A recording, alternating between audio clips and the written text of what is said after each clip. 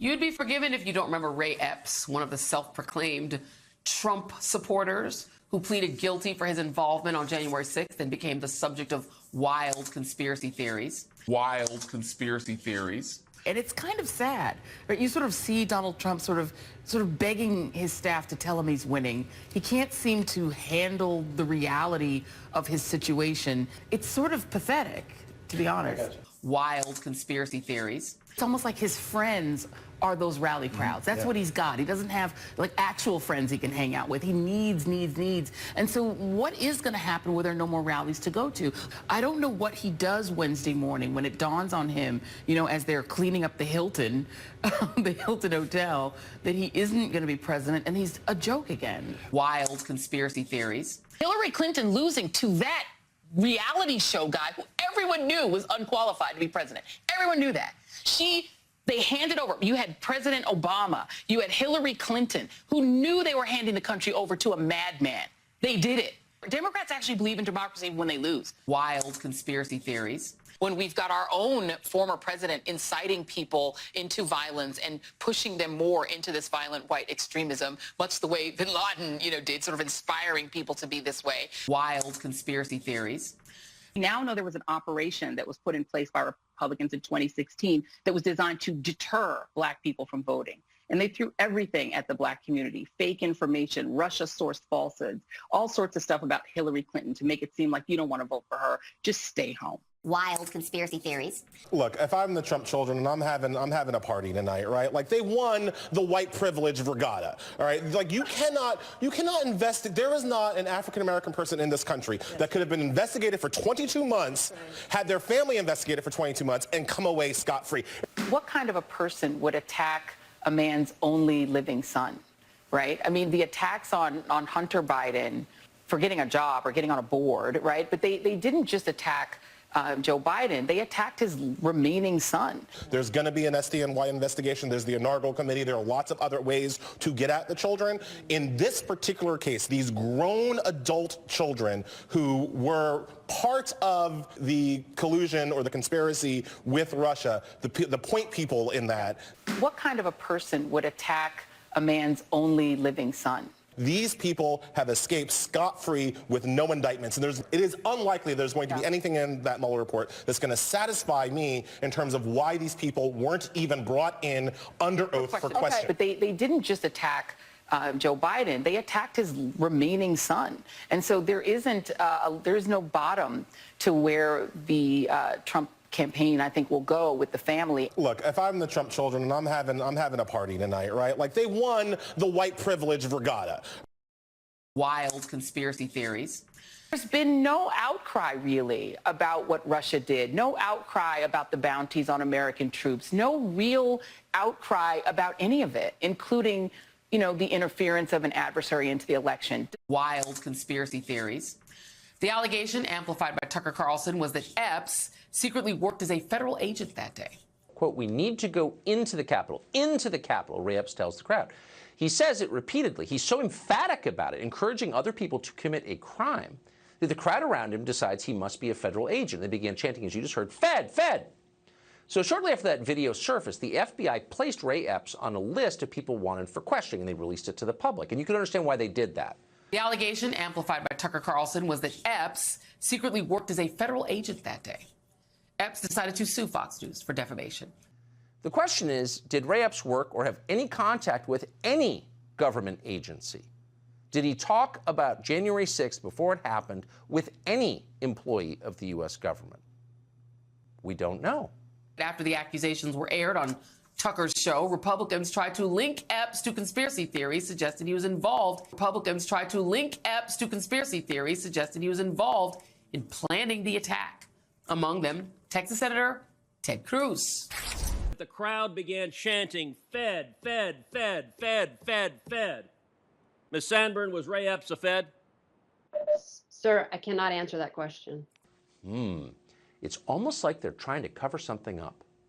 But the conspiracy theory that federal agents were involved or somehow orchestrated the violence on January 6th has metastasized. According to the record, I ask you, did you have confidential human sources dressed as Trump supporters positioned inside the Capitol on January 6th, prior to the doors being opened? Did you have confidential human sources dressed as Trump supporters inside the Capitol on January the 6th prior to the doors being opened? Again, I had to be very careful. It should be a no. Can you not tell the American people, no, we did not have confidential human sources dressed as Trump supporters positioned inside the Capitol on January the 6th? But the conspiracy theory that federal agents were involved or somehow orchestrated the violence on January 6th has metastasized into the Republican Party writ large. Stephen D'Artano, formerly in charge of the FBI's field office in Washington, D.C., testified to the House Judiciary Committee that he was aware the FBI informants would attend the Stop the Steal rally thrown on January 6th. You confirmed that the FBI had confidential human sources at the Stop the Steal rally on January 6th here in D.C., sir? Congressman, as we've discussed before, I'm not going to get into where we have or have not used confidential human sources. But what I can tell you, you asked for a definitive We'll move on. It's my time. You said no. You're not going to answer. Why is that? Well, let's just stop lying. At this point, it's pretty obvious why that is. But of course, they're still lying about it. Utah Senator Mike Lee was quick to join the effort to whitewash the deadly insurrection. The deadly insurrection. The deadly insurrection. Wild conspiracy theories. That is not true. It's a flat-out lie. No police officers were killed on January 6th, period.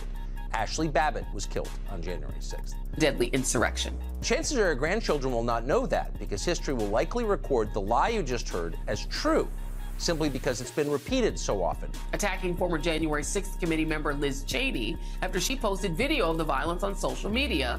Lee wrote, P.S. How many of these guys are feds? As if you'd ever tell us. So will Congress ever arrive at the truth? Will we ever come to know what actually happened on that day? Our next guest was at the Capitol filming on January 6th, documenting the events as they unfolded. But you believe many were actually waved in by Capitol Police. Tell me what you witnessed about that. Well, good God, ladies and gentlemen, look at this. This is worse. This is worse than Pearl Harbor. It's worse than 9/11. This is the worst thing since the civil... Wait, what? They're waving them through? Hold on, what is happening here? I thought they were trying to overthrow the government. They're just letting them go. What is this? No, it's almost like we were lied to. And I'm thinking, if all this violence is happening inside the Capitol at this minute, why aren't these Capitol Hill police doing something? Why aren't they putting up barriers or getting people off the grounds? And this was the thing that again, the spidey senses would up on this. Why weren't they everywhere? Why weren't they getting people, away if they thought there were gunfires and gunshots and everything? What do you make of the fact that Mike Lee, a supposed serious person and United States Senator, has joined in? I mean, half the time they're saying it was feds and Antifa who were the people in the mob that stormed the Capitol. Well-known Antifa activist John Sullivan. He admitted he attended the rally that day disguised as a Trump supporter. Well, yeah, he's standing up there saying, burn the, F her down. And isn't he the one that had the contract with CNN and CBS to get in there and take pictures? He signed the contract at 10 in the morning.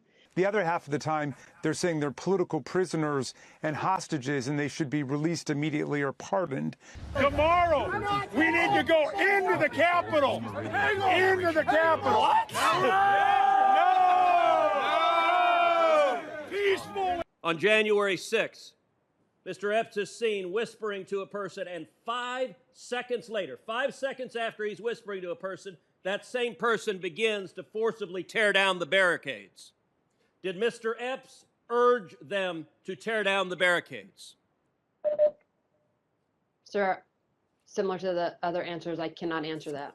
it was really Antifa and federal agents, why would Marjorie Taylor Greene and Matt Gaetz be spending all this time trying to get them out of jail? They know exactly who's in there. It was the right-wing MAGA mob that Donald Trump recruited to go there, but they're trying to bury the whole event in disinformation and propaganda, so there's confusion. And thank God we've got all of this security footage and tapes and TV cameras taking pictures of it, because if there was nothing visual, they would be denying that the whole thing happened. I am your voice. I'm ashamed of you. I'm ashamed of you. Ashamed of you.